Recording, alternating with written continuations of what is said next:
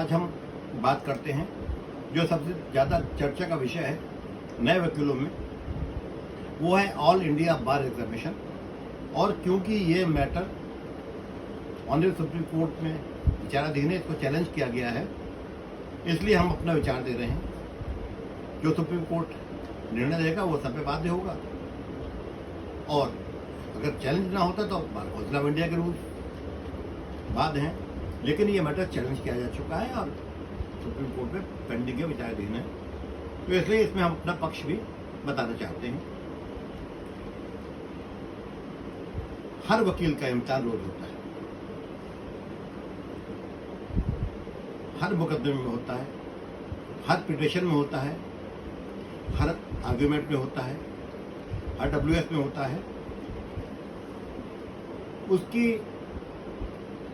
Exam जो होता है वो अदालतें लेती हैं और उसका रिजल्ट आता है जजमेंट के रूप में। तो ये कहना कि अधिवक्ता का इम्तिहान नहीं होता अधिवक्ता बनने के बाद, बड़ी जो वकील जितना पुराना है, जितना सीनियर है, जितना बड़ा वकील है या नया एडवोकेट है, सीख रहा है, जो भी कोर्ट में अपेयर हो रहा है, वो रोज एक इम्तिहान दे रहा है और रोज कई बार कई अदालतों में इम्तिहान देने पड़ते हैं। और कई बार, याद रखिएगा जो मैं कह रहा हूँ, कई बार जो वो इम्तिहान देता है, अच्छा पेपर करता है, उसके बाद फेल हो जाता है, क्योंकि कहीं ना कहीं एग्जामिनर की कमी होती है उसको समझने की। और इसी वजह से जजमेंट चेंज होते हैं। इसलिए right to appeal, right to revision, right to file 482, right to SLP है, क्योंकि कई बार एग्जामिनर गलती कर देता है।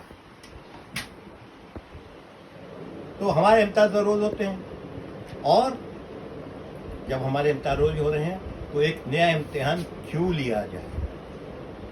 आप यूनिवर्सिटी जो है, अगर LLB की डिग्री अवार्ड कर रही है किसी को, इफ इज क्वालिफाइड,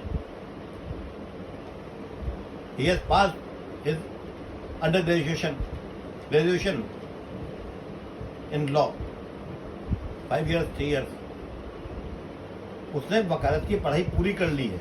और मैं फिर याद दिलाऊंगा, आज से 50 साल पहले 2 साल का होता था LLB, 3 साल का किया गया, क्योंकि 2 साल का था एकेडमिक, तीसरा साल होता है प्रोफेशनल। बच्चे जो 3rd ईयर देते हैं या 5th ईयर देते हैं, वो प्रोफेशनल ईयर होता है। एकेडमिक पढ़ाई तो उसके पहले तो होता था कि 2 साल की पढ़ाई की है, अब you can get the degree of LLB academic, but you can not practice. आपको प्रैक्टिस करने के लिए 1 साल एक्स्ट्रा पढ़ना पड़ता था, और शायद तक प्राविधान वही भी है। तो जब आपने प्रोफेशनल ट्रेनिंग ले ली है वहां पे, तो क्या जरूरत है EIB की। सेकेंडली, डॉक्टर्स को इंटर्नशिप मिलती है आफ्टर MBBS, उनकी MBBS की पढ़ाई पूरी होती है जब तक वो इंटर्नशिप नहीं कर लेते हैं, and they get paid for that period, internship के समय। क्या अधिवक्ताओं को नौकरी दी जा रही है कोई? क्या अधिवक्ताओं को कोई इंटर्नशिप मिल रही? मंथली इनकम चाहे डॉक्टर्स की अब तक 40-50 हज़ार रुपये हुई कम से कम। 7 साल 8 साल संघर्ष करता है वकील, उसके बाद उसको पहली रोटी मिलती है कचहरी से, अपनी कमाई से। और जब वो कहीं इम्तहान पास कर लेता है एज ए जूनियर, जब वो सीखता है, अदालतों में अपेयर होता है, लोगों में कॉन्फिडेंस पैदा कर सकता है कि अब वो सक्षम हो गया वकालत करने के लिए, मुकदमा लड़ने के लिए, तब उसके पास केस आते हैं। ऐसे नहीं आया करते हैं केस। तो जिस आदमी के रोज इम्तहान हो रहा है, अब आखिरी सांस तक उसको रोज इम्तहान देना पड़ता है।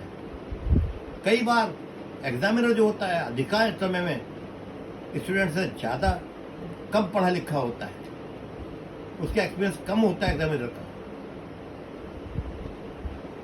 उसके बाद भी इम्तहान देने पड़ते हैं। यहाँ फेल होते हैं, अपील में पास हो जाते हैं, SLP में पास हो जाते हैं।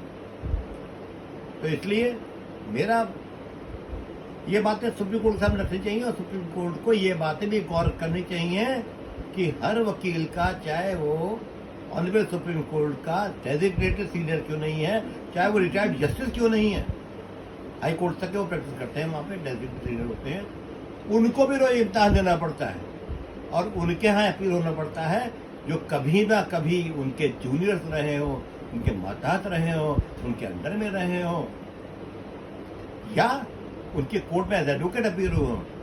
तो इन सब को बात को देख करके AIB के ऊपर फैसला देना चाहिए ऑनरेबल सुप्रीम कोर्ट को और ये पक्ष वकीलों द्वारा प्रस्तुत किए जाने चाहिए वहाँ पे। धन्यवाद।